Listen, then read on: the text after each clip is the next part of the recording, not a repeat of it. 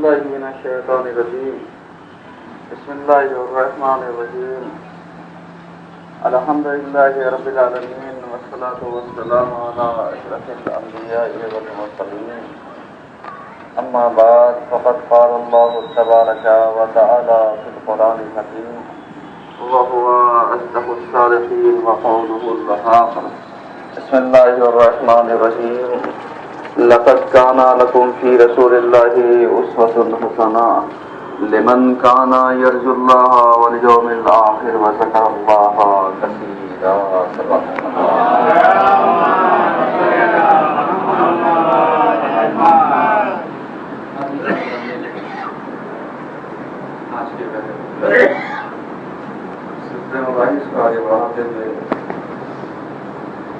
ہم نے آپ کی خدمت میں عرض کیا تھا کہ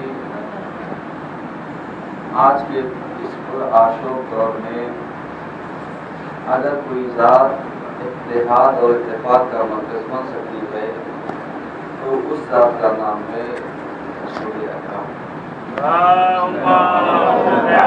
کیونکہ یہی وہ ذات ہے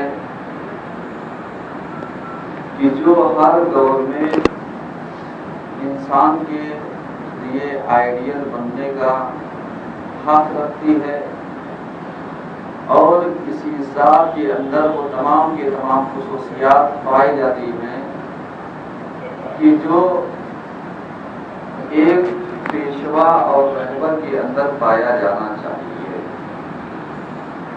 کیونکہ آج کی اس پرآشوب دور میں کہ جہاں پر انسان ایک دوسرے کے خون کے پیاسے ہیں اور جہاں پر ظلم و جور اس حد تک بڑھ چکا ہے کہ انسانیت نام کی چیز اس دنیا سے رخصت ہوتی چلی جا رہی ہے. کیونکہ اگر آپ غور کریں اور سماج کے حالات کو مد نظر رکھیں تو جس اسلام نے انسانیت کا بہترین پیغام دنیا میں دیا، اسی اسلام کو بدنام کرنے کی اتنی زیادہ سازشیں اور کوششیں ہونے لگی کہ انسان یہ سوچنے پر مجبور ہو گیا کہ آیا اسلام صحیح تھا یا حقیقی اسلام کچھ اور ہے، یا اسلام کے چہرے کو بدلا جا رہا ہے یا اسلام کے چہرے کو مسخ کیا جا رہا ہے. کیونکہ اگر آپ غور و فکر کریں اور دیکھیں تو جو اسلام کے ذمہ دار افراد کہے جاتے ہیں، جو اسلام کے ذمہ دار ملک نام نہاد اپنے کو کہتے ہیں، اگر ان کو دیکھیے تو باقاعدہ طور پر اسلام کی حقیقی تصویر کو ان لوگوں نے اپنے کرداروں کے ذریعے بدل دیا ہے. اپنی حکومت کو بچانے کے لیے ہر کس ناکس، صحیح غلط، حق باطل اور دشمن وہ کہ جس کو قرآن نے حدیث نے دشمن کہا ان سے مدد لینا شروع کر دی. نتیجہ یہ ہوا کہ جب بھی کبھی یہود اور نصارہ کسی کی مدد کرنا چاہیں گے تو جب تک ان کا مفاد اس چیز میں چھپا نہیں ہوگا تب تک وہ کسی انسان کی مدد نہیں کر سکتے. اور کبھی بھی پوری تاریخ اٹھا کر کے دیکھ لیجیے، یہ مدد کرنا پسند بھی نہیں کرتے ہیں جب تک کہ ان کو اس چیز کا احساس نہ ہو کہ آج ہم مدد کریں گے، کل پلٹ کر کے ہم ان سے کوئی ایسا کام کرا جائیں گے جو ہمارے فائدے میں ہوگا، جس کا فائدہ ہمیں ملے گا. اور یہی وجہ ہے دھیرے دھیرے کر کے اگر آپ دیکھیے تو وہ ساری چیزیں ان لوگوں نے، یہود و نصارہ نے پیسے کے بل کے اوپر علماء کو، مفتیوں کو، ذمہ داروں کو اس طریقے سے خریدا کہ جو کچھ چاہا ان سے کہلوا دیا، جو کچھ چاہا انہیں کہنے پر مجبور کر دیا. اگر آپ بعض فتاوے ایسے ہیں اٹھا کر کے دیکھ لیجیے تو آپ کے نگاہیں شرم سے جھک جائیں گی کہ کہ اسلام کبھی ایسی چیز کی کرنے کی اجازت نہیں دے سکتا۔ اب ایسے حالات میں اگر غور و فکر کیا جائے تو دیکھا جائے تو رسول اسلام کا پھیلایا ہوا دین، رسول اسلام کا پھیلایا ہوا مسلک اور مذہب، رسول اسلام کے 23 سالہ مکمل طریقے سے جو آپ نے تبلیغ دین میں زندگی سر کی ہے، اس کا محصل آج ضائع ہوتا دکھ رہا ہے۔ کیوں؟ اس لیے کہ رسول اسلام نے سب سے پہلی چیز جو عام کرنے کے لیے کوشش کی تھی، وہ چیز تھی کیریکٹر، وہ چیز تھا کردار، وہ چیز تھا اخلاق۔ اور اگر آج آپ غور و فکر کر لیں تو انسانوں کے اندر اخلاق کے نام پر دکھاوا آ گیا۔ اخلاق وہاں پر پیش کیا جانے لگا کہ جہاں پر ثروت مندوں کو مد نظر رکھا جائے، جہاں پر پیسے کے سامنے سلام کیا جائے، جہاں پر پیسے کے سامنے جھکا جائے، جہاں پر سلام کرنے میں بھی تفریق رکھی جائے کہ ایک غریب انسان کے سلام کرنے کا انداز اور ہے اور ایک امیر کو سلام کرنے کا انداز۔ اس کا مطلب کیا ہو گیا؟ اس کا مطلب یہ ہو گیا کہ مذہب اسی راستے پر چل رہا ہے جس پر دشمن چلانا چاہتا تھا۔ اسلام کو آج اسی راستے پر زبردستی لے جایا جا رہا ہے جس پر دشمن لے جانا چاہتا ہے۔ کیوں؟ اس لیے کہ دشمن بخوبی واقف ہے کہ مسلمانوں کے اندر اتنا زیادہ ایمان نہیں پایا جاتا جتنا اسلام نے ان کو مضبوط ایمان کے لیے بہت ساری ہدایتیں دی۔ اتنا مضبوط عمل نہیں پایا جاتا جتنا اسلام نے ان کو مضبوط بننے کی طاقت دی۔ کیوں؟ اس لیے کہ یہ اسی قرآن کے اوپر بھروسہ نہیں رکھتے جو قرآن ان کے لیے ہادی بن کر کے آئی ہے، جو قرآن ان کے لیے ہادی بن کر کے آیا ہے، وہ کتاب جو ان کے لیے ہدایت کے لیے آئی تھی، اسی کے اوپر یہ مکمل طریقے سے یقین رکھنے والی قوم نہیں ہے۔ آپ غور کیجیے گا جو بات میں پہنچانا چاہ رہا ہوں۔ کیوں؟ اس لیے کہ آج کے اس پرآشوب دور میں دیکھیں تو مسلمانوں کی سب سے مقدس ترین کتاب کون سی ہے؟ قرآن۔ اور سب سے مظلوم ترین قرآن کو کتاب کون سی ہے؟ قرآن۔ کیوں؟ آپ پرسنٹیج اٹھا کر کے دیکھیے تو پرسنٹیج ایسا ہوگا کہ مسلمانوں کے یہاں زیادہ تر، اکثر تر کی بات کر رہا ہوں، اکا دکا 2-4% کی باتیں نہیں کر رہا ہوں، زیادہ تر کے یہاں جو رواج پایا جاتا ہے کہ جب کوئی پروگرام گھر میں ہو تب قرآن کھلے گا۔ خدا کا خاصہ جب کسی گھر میں مٹی ہو جائے تب 40 دن قرآن پڑھا جائے گا، ولو ہم پڑھیں، ولو کسی کو پڑھنے کے اوپر معمول کریں، ولو کسی کو اجارے کے اوپر پڑھوائیں، تب جا کر کے یہ کتاب خدا جو ہے کیا ہوتی ہے؟ آپ ایمانداری سے بتائیے، یہ جو ہدایت کے لیے ہماری اور آپ کے لیے کتاب آئی ہے اس کو ہم نے استعمال کہاں پر کیا؟ کسی کا دم نہ نکل رہا ہو تو سورہ یاسین پڑھوا دیجیے۔ کیا مطلب؟ اس کا مطلب یہ ہے کہ قرآن کو ہم نے اس انداز سے پیش کر دیا کہ اگر دم نہ نکل رہا ہو تو سورہ یاسین کی تلاوت کروا دینا، آسانی سے دم نکل جائے گا۔ اور اس کے بعد دیکھا جائے تو بہت ساروں نے قرآن کو اس اینگل سے استعمال کرنا شروع کر دیا کہ قرآن جسے پڑھنا چاہیے تھا اس کو تعویذ بنا کر کے کہاں لٹکا دیا؟ گلے کے اندر۔ گلے کے اندر تعویذ بنا کر کے لٹکا دینے سے کیا بچہ پڑھا لکھا ہو جائے گا؟ بچہ عقل مند ہو جائے گا؟ بچہ باشعور ہو جائے گا؟ بچہ قرآن کی تلاوت کر لے گا؟ اس کا مطلب نتیجہ بالکل واضح ہے۔ واضح اس طریقے سے ہے کہ قرآن کو ہدایت کے طور پر ہم نے کبھی نہیں دیکھا۔ ابھی آپ دیکھیے دینی مدارس میں یہ جو عربی فارسی بورڈ کے ایگزام ہو رہے ہیں، اس میں بہت سارے لوگ ایسے ہیں، غور کیجئے گا، بتا رہا ہوں، بہت سارے لوگ ایسے ہیں جو حافظان قرآن بھی ہیں۔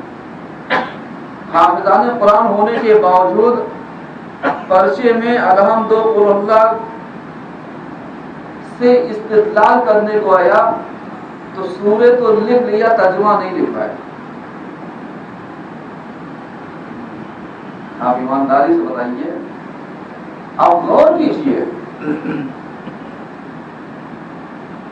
کہ کسی نے کہہ دیا ہاں اس سورے کو لکھ ڈالو، تو پورا سورہ لکھ ڈالا، کسی نے کہا اس کی تشریح کر دی ہے، وضاحت کر دی ہے، ڈیٹیل لکھ دی ہے۔ ایمانداری سے بتائیے، آپ کو اگر الحمد کے سورے کا ترجمہ نہیں آتا ہے تو اس سے بڑی بدبختی اور کیا ہو سکتی ہے پورے مسلمانوں کے لیے؟ قل اللہ کا ترجمہ اگر نہیں آتا ہے تو اس سے بڑی ذلت اور کیا ہو سکتی ہے؟ آپ غور کیجئے، اگر کوئی نان مسلم آپ سے یہی کہہ دے کہ صاحب آپ قرآن سے اللہ کے ایک ہونے کی دلیل دیجیے، آپ دے پائیں گے؟ پورا قرآن رٹ ڈالا لیکن دلیل نہیں دے پاؤ گے۔ کیوں نہیں دے پاؤ گے؟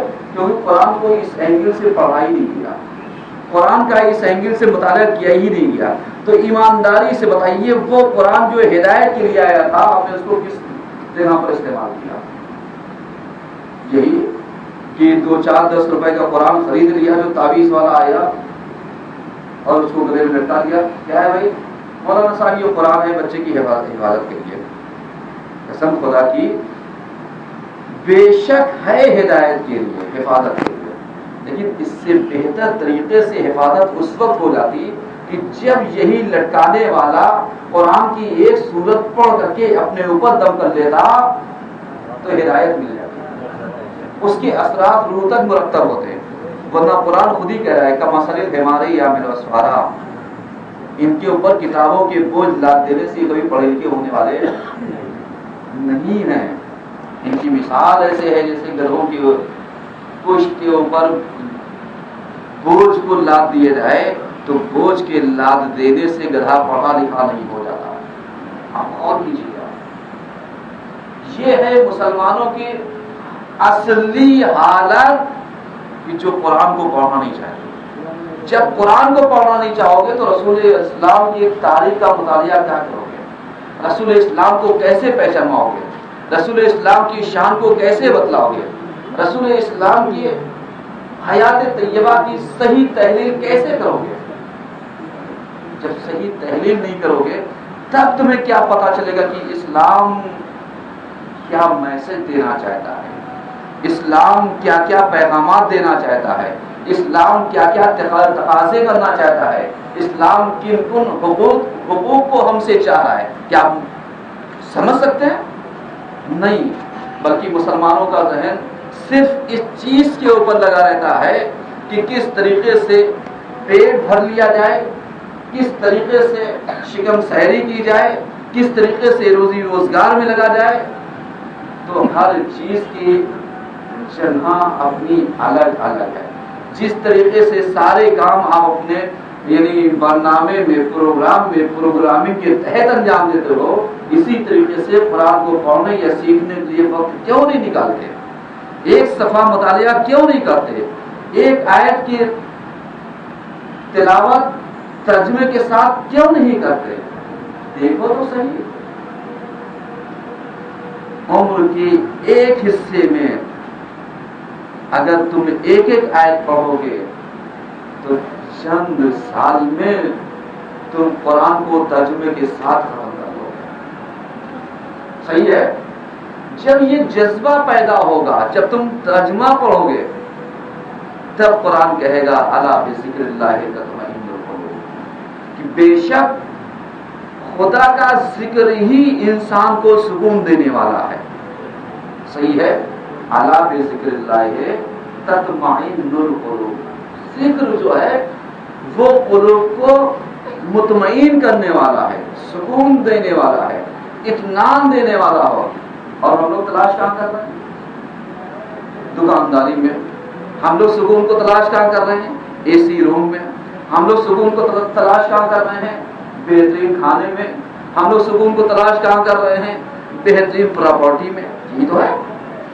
قرآن کیا کہہ رہا ہے کہ جتنا زیادہ ذکر الہی کرو گے اتنا ہی زیادہ تمہارے قلب کو کیا ملے گا؟ سکون ملے گا. مسلمان کہاں تلاش کر رہا ہے؟ مسلمانوں کی حالت تو چھوڑ دیجیے. ہم آپ سے ایک سوال کر رہے ہیں کہ آپ کہاں تلاش کر رہے ہیں سکون کو؟ قرآن کبھی اپنے چاہنے والوں کو پریشان کرنا نہیں چاہتا، کیونکہ قرآن ہادی ہے، مہدی ہے، فرقان ہے. قرآن ہدایت کرنے والا ہے، قرآن نجات دینے والا ہے، منجی ہے. قرآن سکون بخشنے والا ہے، قرآن مطمئن کرنے والا ہے، قرآن اضطراب کو دور کرنے والا ہے، کیفیات کو بدلنے والا ہے، تقدیروں کو چینج کرنے والا ہے، فکروں کو بدلنے والا ہے، اور آپ کے وجود میں انقلاب پیدا کرنے والا ہے. کہاں ہو؟ پڑھو، مطالعہ تو کرو، تب جا کر کے تمہارے اندر جذبہ پیدا ہوگا. لیکن ہم لوگ کیا سوچتے ہیں؟ غور کیجئے گا. قرآن پڑھنا تو دور کی بات ہے. یہ جو نمازیں آپ ادا کرتے ہیں، نماز پنجگانہ، واجباتی نماز، واجباتی نماز میں اگر آپ غور و فکر کر لیں تو میں یہ نہیں کہتا کہ سب کی، لیکن ہاں اتنا ضرور کہہ سکتا ہوں کہ بہتوں کی نماز کے جو اذکار ہیں، جو قرات ہے، جو ذکر ہے، جو سورے ہیں، جو تشہد و سلام ہے، اس میں غلطیاں پائی جاتی ہیں. قرآن بہت دور ہے. آپ اندازہ لگا سکتے ہیں؟ نہیں لگا سکتے. کیوں؟ اس لیے کہ آپ کبھی غور فکر کریں گے ہی نہیں. اور اس سے ہٹ کر کے ایک جو بات اور کہنا چاہتا ہوں کہ پتہ نہیں کتنوں کی اذان اور اقامت غلط ہوگی. آپ غور کیجیے، چاہیے کتاب پڑھیے. اس لیے کتابیں وہ دور اس طریقے سے نہیں کتابوں کا دور آیا جاتا کہ ہمارے ابا نے ایسے پڑھایا تھا. پڑھایا تھا تو دیکھو واقعی صحیح پڑھایا تھا، کسی عالم نے پڑھایا تھا، یا بس تعلیم کے طور پر آپ کو پڑھا دیا گیا تھا. بالکل ویسے ہی جو فرد بس میرے بچے کا قرآن ختم ہونا چاہیے، ولو پڑھانے والا کوئی مولوی، غیر مولوی، پڑوسی اڑوسی کوئی بھی ہو، بس بچے کا قرآن ختم ہونا چاہیے. اب صحیح ختم ہو، غلط ختم ہو، رموز کے ساتھ ختم ہو، حرکات کے ساتھ ختم ہو، وقت اور وقت کے ساتھ ختم ہو، اس سے مطلب نہیں ہے. ختم ہونا چاہیے. آپ ایمانداری سے بتائیے قوم کہاں جائے گی؟ جو کتاب ہمارے لیے ہدایت ہے اس کتاب کو اہمیت ہم نے کتنی دی. الحمد کا سورہ اگر پڑھوا دیا جائے تو بہتوں کی تلاوت میں اشکال پیدا ہو جائے گا. انا انزلنا کی سورے میں اشکال پیدا ہو جائے گا. اور اللہ کی سوروں میں ہو سکتا ہے غلطی نکل آئے. ممکن ہے اذکار میں غلطیاں نکل آئے. ممکن ہے یہ جو آپ بحول اللہ کہہ کر کے کھڑے ہوتے ہیں اس میں غلطیاں نکل آئے. آپ غور کیجیے. اور اس کے بعد کہتے ہیں نماز پڑھتا ہوں لیکن ہمیں سکون نہیں ملتا. تو جب نماز کے اذکار کو صحیح سے نہیں ادا کرو گے تو سکون کہاں سے ملے گا؟ اس لیے کہ آپ کو مثال دینا چاہتا ہوں، سمجھانا چاہتا ہوں کہ آپ آج کے ہائی ٹیک زمانے میں ہر ایک کے پاس موبائل ہے. موبائل آپ پیٹرن لاک ڈال دیجیے، کوڈنگ لاک نمبرنگ والا ڈال دیجیے، اور صرف نمبر ایک نمبر مس کر دیجیے غلط، تو آپ کا اپنا موبائل آپ کو اجازت نہیں دے گا کہ آپ اس کے سافٹ ویئر یوز کر سکیں، موبائل کا استعمال کر سکیں، کمپیوٹر کا استعمال کر سکیں. کیوں؟ اس لیے کہ آپ جو پیٹرن لاک جو سیف ہے، جو وہ صحیح آپ اس کو کوڈنگ نہیں دے رہے ہیں، یا جو نمبر ہے وہ نمبر جو ڈیجٹ ہے اس کو صحیح سے انٹر نہیں کر رہے ہیں. تو جب آپ کا اپنا انٹر کیا ہوا نمبر جو سیف ہے اس کے اندر، جس کو آپ نے لاک کوڈ کے طور پر لگا رکھا ہے، جب اس میں مس کرتے ہو تو یہ چیزیں تمہیں آگے بڑھنے کی اجازت نہیں دیتی. تو جب خدا سے بات کرنا چاہو گے اور تمہاری نمازیں صحیح نہیں ہوں گی تو خدا کیسے اجازت دے گا کہ ہماری نعمتوں کا تم استعمال کر لو گے؟ ایک سوال پڑھیے سب مل کر.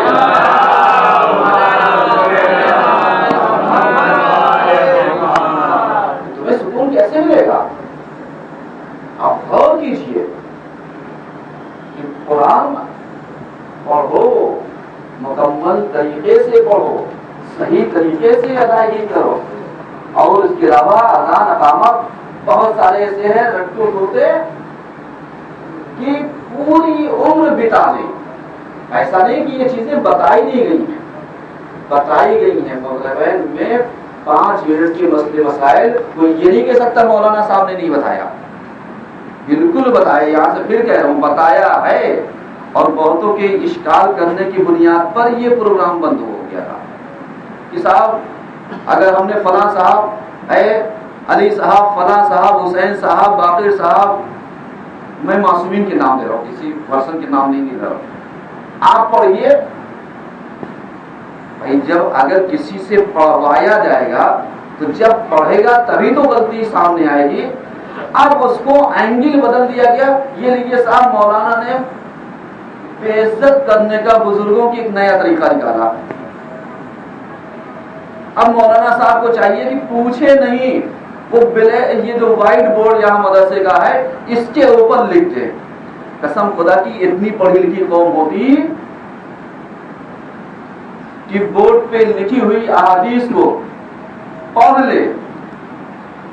پرسنٹیج کی بات کر رہا ہوں. یہ جتنے بھی میسج نوٹس بورڈ کے اوپر لکھے جاتے ہیں، یہ اس کا استعمال کیا جائے تو آپ بتائیے کتنے لوگ پڑھتے ہیں اس کو، اور کتنے عمل کر لیتے ہیں، اور کتنے لوگ پڑھ لیتے ہیں، کتنے لوگ اردو جانتے ہیں، کتنے لوگ عربی پڑھ لیتے ہیں، کتنے لوگ ہندی پڑھ لیتے ہیں. آپ بتائیے ایمانداری سے. تو کیا یہ بے عزت کرنے کا طریقہ نکالا گیا تھا یا آپ کو سدھارنے کا طریقہ نکالا گیا تھا؟ لیکن جب اعتراضات لوگ غائب ہونا شروع ہو گئے، یہ صاحب مولانا صاحب ان سے پڑھوا لیں گے، مولانا صاحب ان سے پڑھوا لیں گے، تو بھائی آپ نمازوں سے فراغ اختیار نہ کیجیے. ہم نے اس چیز کو اٹھایا بند کر دیا. غلطی کس کی ہے؟ مولانا کی. ورنہ آپ بتائیے اذان، اقامت، دعا، نماز سب پورے دہروایا گیا، ایک ایک سے پڑھوایا گیا، اور اس کے باوجود بھی اگر آپ آج دیکھ لیے تو اذان اور اقامت میں غلطیاں پائی جاتی ہیں.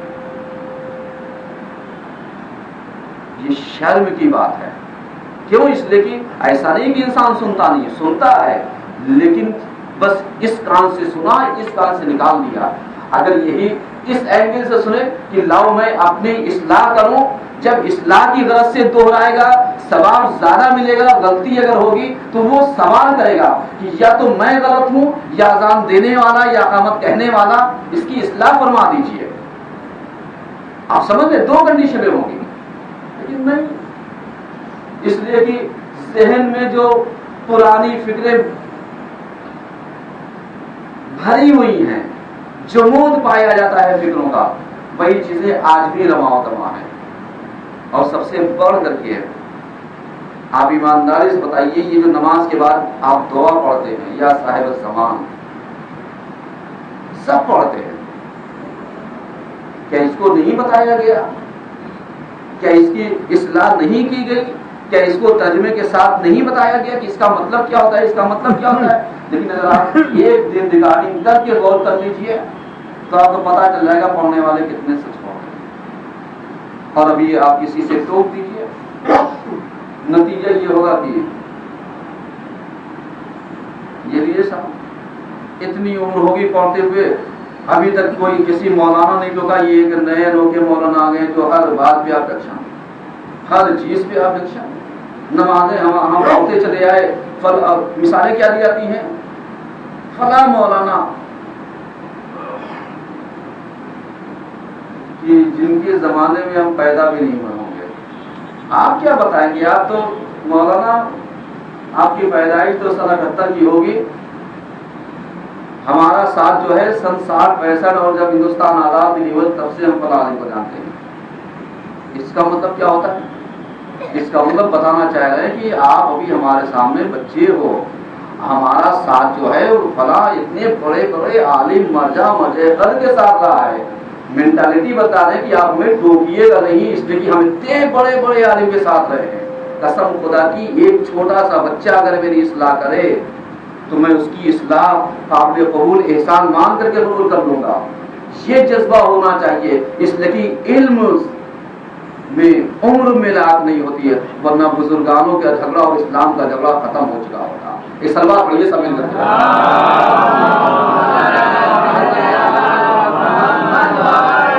اعوذ باللہ من الشیطان الرجیم، بسم اللہ الرحمن الرحیم. والعصر ان الانسان لفی خسر الا الذین آمنوا وعملوا الصالحات وتواصوا بالحق وتواصوا بالصبر.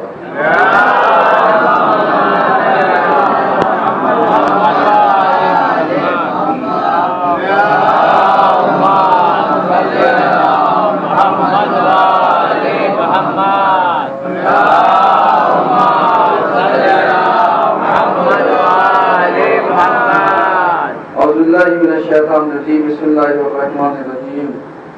الحمدللہ رب العالمین والصلاة والسلام علی اشرف الانبیاء والمرسلین. اما بعد فقد قال علیہ السلام انما انت عدد ایام فکل یوم یمضی علیک یمضی ببعض صباح و مساء.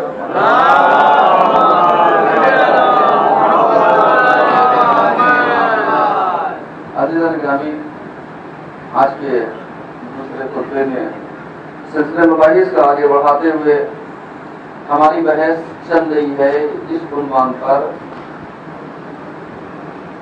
تنظیم اوقات یعنی ٹائم مینجمنٹ کے اوپر ابھی ہماری گفتگو جاری ہے اور جاری رہے گی. اگر آپ غور و فکر کریں تو انسان ٹائم مینجمنٹ کے استعمال سے کامیابی سے ہمکنار ہو سکتا ہے، اور اگر ٹائم مینجمنٹ کا خیال نہ کرے تو ممکن ہے ایک لمحے کی چوک انسان کو بہت بڑی غلطی سے دوچار کر سکتی ہے.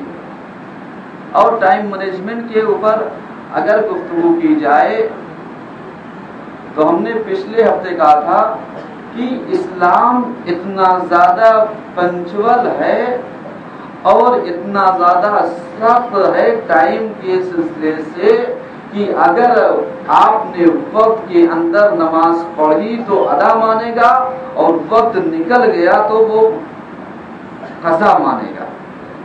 اور اس نے لمیٹڈ وقت آپ کو دیا ہے کہ آپ اتنے سے اتنے تک فلاں نماز پڑھ سکتے ہیں. صحیح ہے. اور اس کے بعد اس کا اجر بھی معین کیا کہ معلوم دیا اول وقت پڑھ رہے ہو تو اس کا اجر یہ ہے، اول وقت سے الگ ہٹ کر کے وسط وقت میں پڑھ رہے ہو تو اس کا اجر الگ ہے، وسط وقت سے ٹائم ڈھلنے کے بعد پڑھ رہے ہو تو اس کا اجر الگ ہے، اور اگر قضا ہونے سے پہلے ادا کر رہے ہو تو اس کا اجر الگ ہے. یعنی اس طریقے سے اسلام نے ٹائم کی اہمیت کو کیا کیا؟ بتلایا. اور پچھلے ہفتے ہم نے آپ کو کہا تھا کہ اسلام تربیت دینے کا جو زمانہ اس نے معین کیا ہے وہ کب معین کیا ہے؟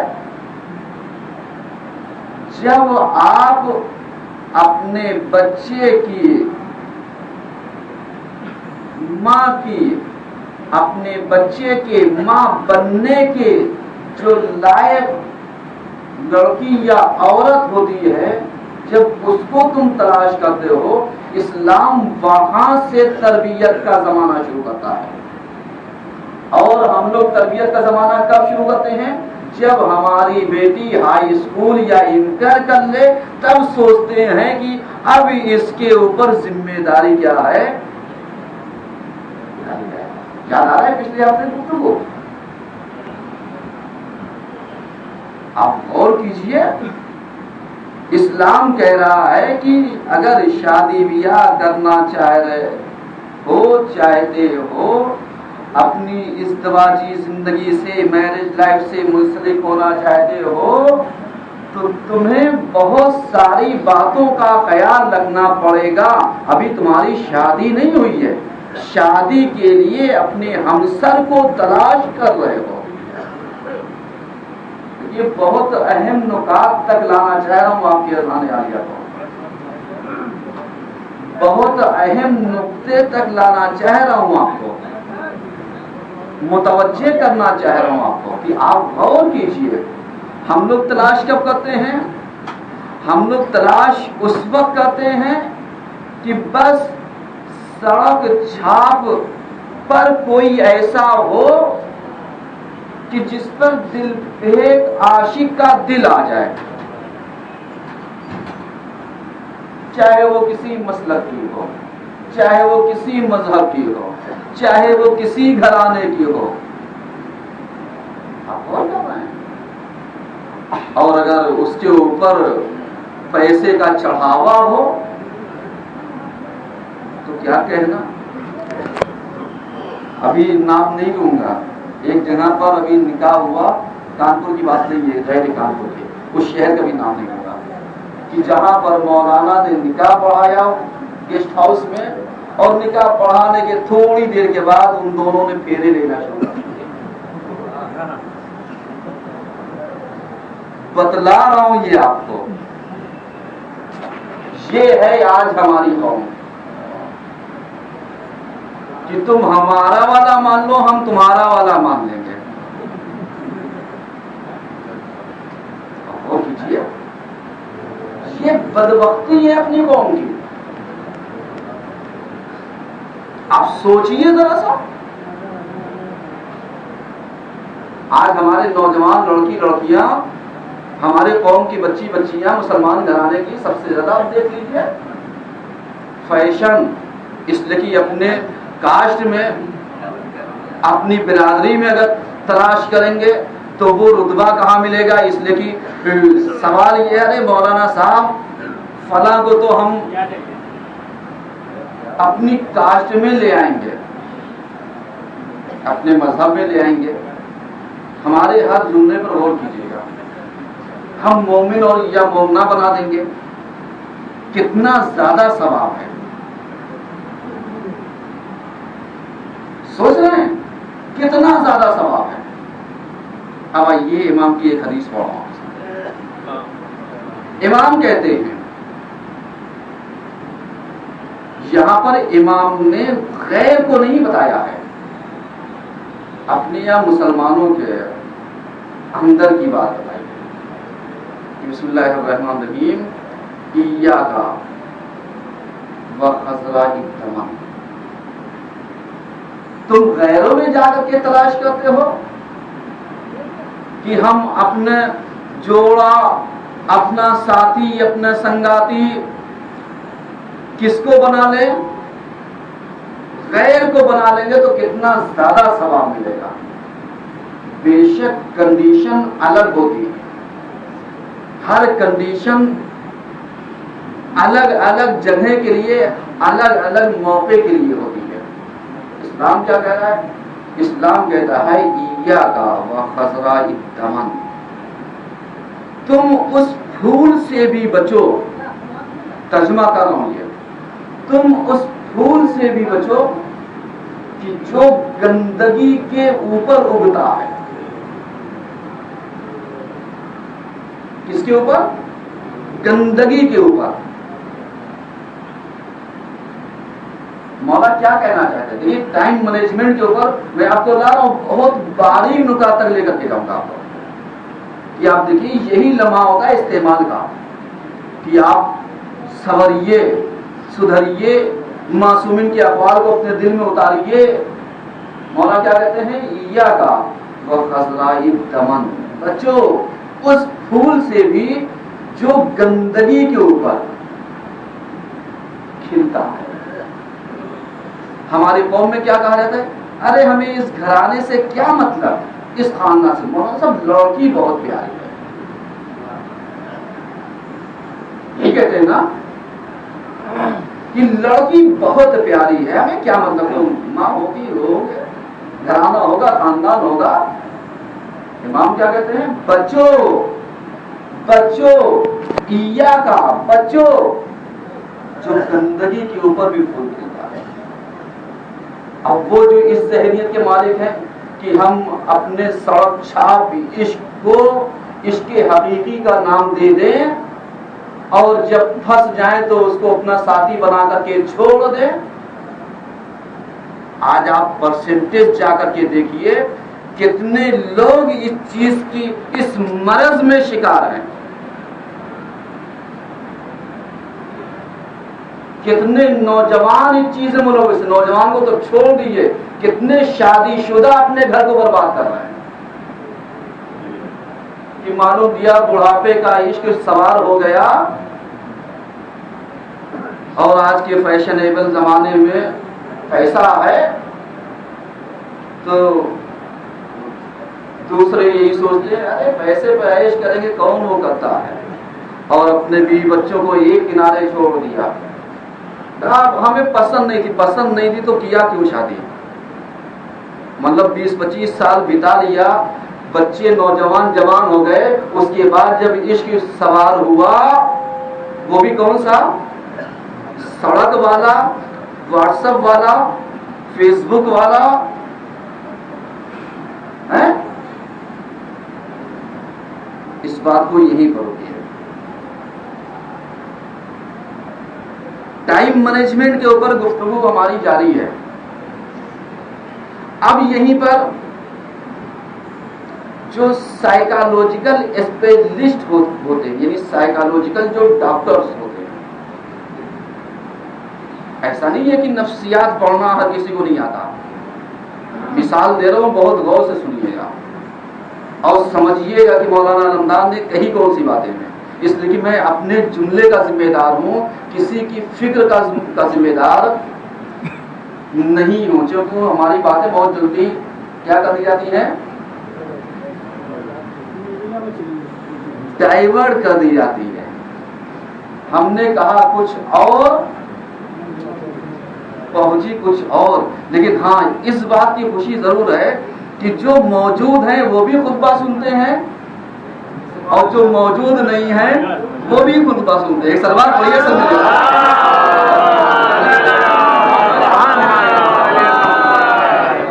خوشی کی بات ہے. آپ سوچیے, اور بات ہے کہ پہنچانے والے ہمارے میں خیانت کرتے, لیکن یہ ہے کہ خطبہ پہنچتا ہے ولو الٹا سیدھا ٹوٹا پھوٹا ہی صحیح ہے. اب سائیکالوجیکل اسپیشلسٹ استاد نے کلاس میں ایک انوکھی بحث چھیڑی. بحث کیا چھیڑی؟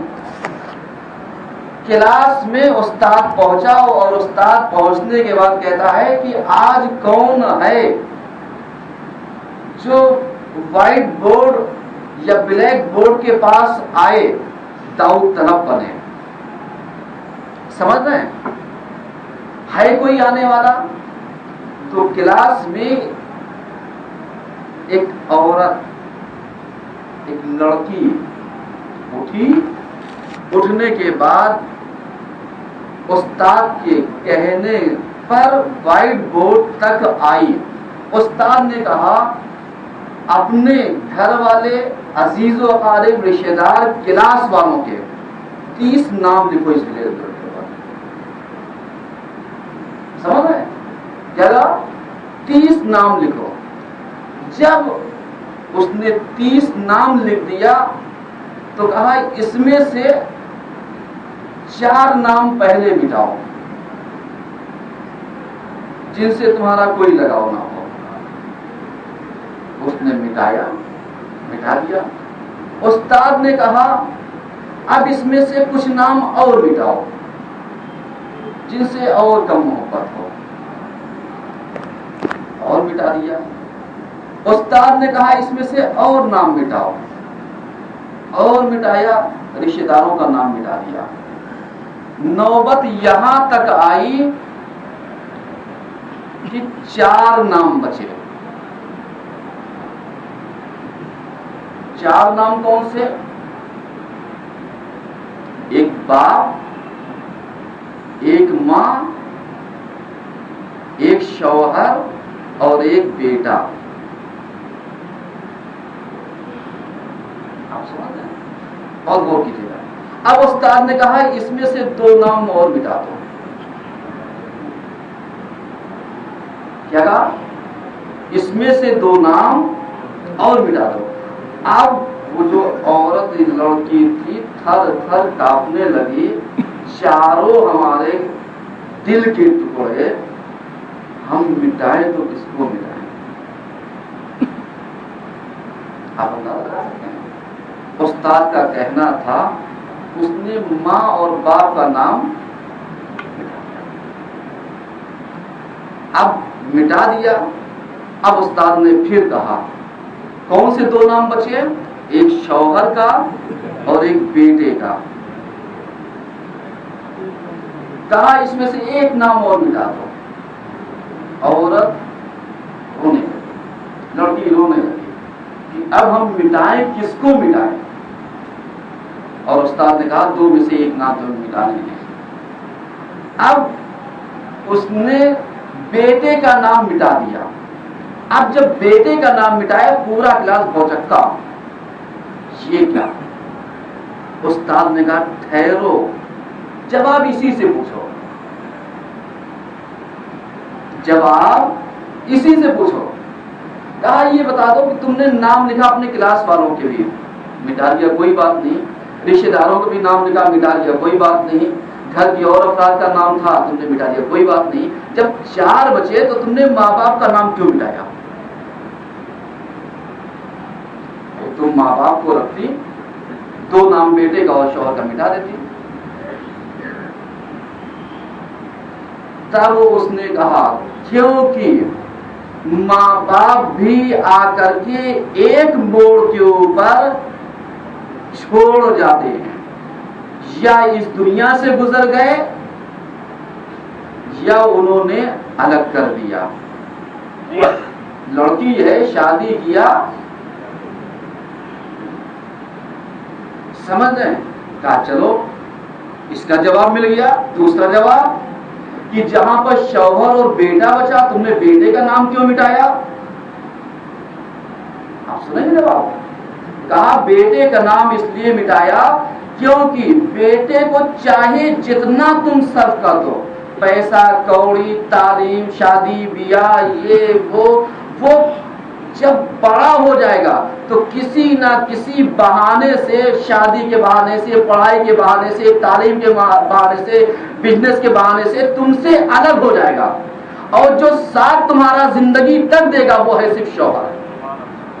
ایک سلوار پڑھیے سب مل کر.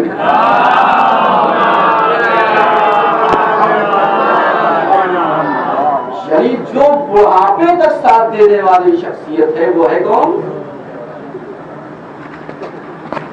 وہ ہے شوہر، ہمسر. سمجھ رہے ہیں؟ اب اسی چیز کو آپ غور کیجیے. کیا واقعی ایسا نہیں ہے؟ اب یہ جو واٹس ایپ اور فیس بک کا جو عشق سوارا ہے، یہ اس پاکیزہ رشتے کو داغدار بنا رہا ہے. سمجھ رہے ہیں؟ اس پاکیزہ رشتے کو داغدار بنا رہا ہے. اور یہی وجہ ہے آج غیروں میں نہیں اپنوں کی بات کر رہا ہوں. اپنوں کی یہ چاہے میسج عام کر دیے، کلپ بند نہیں ہے، دے دیجیے گا. مولانا رمضان نے اس بات کو کہا ہے اور بالکل کہتا رہوں گا کہ غور کیجیے. یہ جو آج ہماری قوم کے حالات ایسے ہوتے جا رہے ہیں، ہمارے یہاں پہلے طلاق نام پہ پورا گھر لرز جاتا تھا. آج لڑکی یا عورت طلاق کو ایسے سمجھتی ہے جیسے دوپہر کا کھانا، شام کی ٹیبلٹ. صبح ہوئی طلاق دینا، شام ہوئی طلاق دینا، رات بیتی طلاق دینا. کیا مطلب؟ یہ سڑک چھاپ عشق نہیں تو اور کیا ہے؟ اب معصومین کی زندگی کا اگر خلاصہ کیا جائے، نتیجہ آپ کے حوالے کیا جائے، تو اس نتیجے میں آپ یہ دیکھیں گے کہ معصومین نے اس چیز کو دیا ہے کہ ٹائم مینجمنٹ کے اوپر جو تربیت کرنے کا صحیح زمانہ ہے وہ ہے انتخاب ہمسر، وہ ہے اپنی شریک حیات کا انتخاب، کہ تلاشو ایسی لڑکی کو، ایسی عورت کو کہ جس کے اندر پاکیزگی پائی جائے، لیکن تلاشنے سے پہلے اپنے اندر بھی دیکھ لینا کہ اگر تم پاکیزہ ہوگے تو پاکیزہ ملے گی۔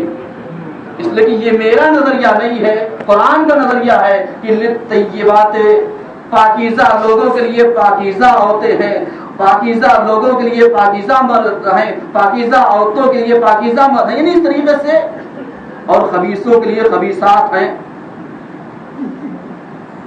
یہ سب قرآن کے الفاظ ہیں۔ اور کیجئے تو ٹائم مینجمنٹ کے اوپر اگر کچھ سیکھنا ہے تو نوجوانوں کو پھر کہہ رہا ہوں کہ ادھر ادھر منہ ماری سے بہتر یہ ہے کہ اس غلاظت کے دلدل میں نہ پڑو، اس لیے کہ آج تم کسی کا گھر برباد کرو گے تو کل تمہاری بہن بیٹی کا گھر کوئی دوسرا برباد کرنے کے لیے تیار ہے۔ اور انشاءاللہ آج کی حدیث کے ساتھ ٹھیک 8:30 بجے جناب ماسٹر اظہار حسین صاحب اور رجن صاحب کے مکان پر ہوگی لال کالونی، جن کا مکان ہے 68/6 جوہی لال کالونی کا، انشاءاللہ ہوگی۔ اعوذ باللہ من الشیطان الرجیم، بسم اللہ الرحمن الرحیم، ان اللہ وملائکتہ یصلون علی النبی یا ایھا الذین آمنوا صلوا علیہ وسلموا تسلیما۔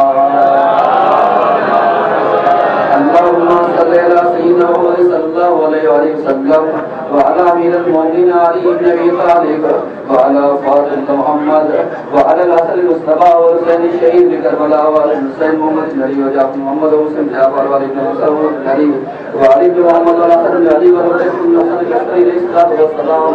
اللهم صل على مولانا صاحب الزمان ما هي اثار البدع والطغيان وهذه امر الشرك والنفاق، پروردگارہ ہمارے اس پرے سے عبادت قبول فرما دے، پروردگارہ ہم لوگ جس مقصد میں جس مشن میں لگے اس میں کامیابی عطا فرما دے، پروردگارہ اس ماہ عظیم ماہ مبارک رجب کا آغاز ہو چکا ہے، پروردگارہ اس میں ہم سب کو تہذیب نفس کے آغاز کرنے کا طریقہ عطا فرما دے، پروردگارہ اس ماہ میں ہم سب کی روح کو سنوارنے کا موقع فراہم فرما دے، پروردگارہ ہمارے امام کی ظہور میں تاجیل فرما اور ہم سب کو ان کے اعوان و انصار میں شمار فرما۔ اللہم صلی علی محمد و آلہ